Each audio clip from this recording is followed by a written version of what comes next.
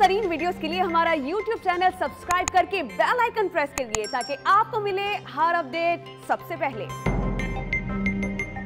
Opposition जमातों को दोबारा एक प्लेटफॉर्म पर लाने की कोशिशें शुरू हो गई हैं। कायदे हिज़्ब इख्तिलाफ शहबाज शरीफ और चेयरमैन पीपल्स पार्टी में जल्द मुलाकात का इम्कान है। ऑपोजिशन लीडर शहबाज शरीफ और chairman Peoples Party Bilawal Bhutto Zardari में टेलीफोनिक राबता हुआ। दोनों रहनुमाओं ने इलेक्शन कमीशन अराकीन की तकर्रुरी समेत सियासी सूरत हाल पर तबादला ख्याल किया और जरा ये बताते हैं कि दोनों रहनुमाओं ने अगले हफ्ते इस्लामाबाद में मुलाकात का इम्कान भी है। ऑपोजिशन लीडर शहबाज शरीफ और chairman Peoples Party Bilawal Bhutto Zardari में टेलीफोनिक राबता हुआ।